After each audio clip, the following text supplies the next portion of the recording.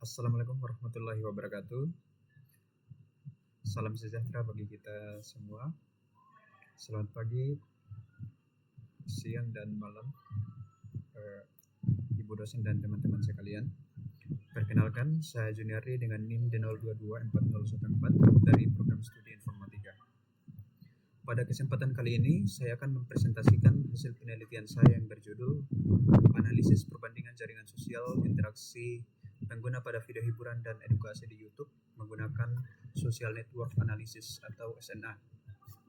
Penelitian ini dilatar belakangi oleh perkembangan media sosial, khususnya YouTube, yang tidak hanya digunakan sebagai media hiburan, tetapi juga sebagai media edukasi. Interaksi antar pengguna di dalamnya membentuk suatu jaringan sosial yang dapat dianalisis untuk memahami pola komunikasi yang terjadi. Pada bagian abstrak, penelitian ini bertujuan untuk menganalisis dan membandingkan struktur jaringan sosial pada konten edukasi dan hiburan menggunakan metode social network analysis. Data yang digunakan berupa hubungan antar pengguna dalam bentuk source dan target yang kemudian divisualisasikan menggunakan software Gephi. Hasil penelitian menunjukkan bahwa pada konten edukasi jaringan bersifat sangat terpusat dengan satu aktor dominan sehingga membentuk pola seperti bintang atau star network. Sedangkan pada konten hiburan, jaringan lebih menyebar dan kompleks dengan beberapa aktor yang berperan sebagai penghubung.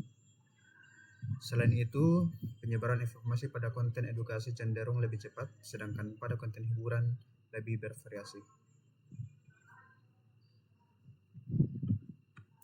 Selanjutnya kita langsung ke bab 4, hasil dan pembahasan. Nah, pada bagian ini saya akan menjelaskan hasil analisis jaringan sosial berdasarkan visualisasi Gephi. Yang pertama, struktur jaringan. Berdasarkan visualisasi pada halaman 13, pada konten edukasi terlihat satu node utama yaitu akun Narinda Utami 2675 yang menjadi pusat jaringan. Semua node lain terhubung ke node ini sehingga membentuk pola star network. Nah, sedangkan pada konten hiburan, jaringan terlihat lebih menyebar dengan beberapa node penting seperti Delor TV 3232 dan The Expert 8980. Hal ini menunjukkan bahwa interaksi tidak terpusat pada satu akun saja. Yang kedua, degree centrality. Degree centrality menunjukkan jumlah koneksi yang dimiliki oleh setiap aktor. Pada konten edukasi, hampir semua pengguna terhubung ke satu akun utama sehingga akun tersebut memiliki degree tertinggi. Sedangkan pada konten hiburan, koneksi lebih tersebar ke beberapa akun sehingga tidak ada satu aktor yang sangat dominan. Nah, pada tabel perbandingannya itu pola jaringan di video edukasi itu bersifat terpusat sedangkan di hiburan menyebar, dan beberapa perbandingan yang lain. Kemudian Betweenness centrality menunjukkan peran aktor sebagai penghubung. Pada konten hiburan terdapat aktor seperti The Expert 8980 yang menjadi penghubung antar pengguna sehingga memiliki peran penting dalam penyebaran informasi. Sedangkan pada konten edukasi, karena jaringan terpusat, peran penghubung tidak terlalu terlihat. Kemudian di analisis closeness centrality. Di closeness centrality menunjukkan kecepatan suatu node dalam menjangkau node lain. Nah, pada konten edukasi, karena jarak antar node dekat dengan pusat, penyebaran informasi lebih cepat. Sedangkan dalam konten hiburan, karena jaringan lebih menyebar, penyebaran informasi menjadi lebih lambat.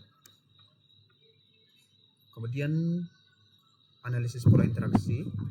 Dari hasil analisis dapat disimpulkan bahwa konten edukasi itu terpusat, interaksi lebih dalam dan lebih terstruktur. Sedangkan di konten hiburan menyebar ke banyak aktor, interaksinya lebih spontan dan lebih luas namun tidak terlalu mendalam. Kemudian kita masuk di penutup bab 5. Kesimpulan dari penelitian ini adalah struktur jaringan pada konten edukasi bersifat terpusat, sedangkan pada konten hiburan bersifat menyebar. Faktor utama pada konten edukasi memiliki pengaruh paling besar dalam jaringan.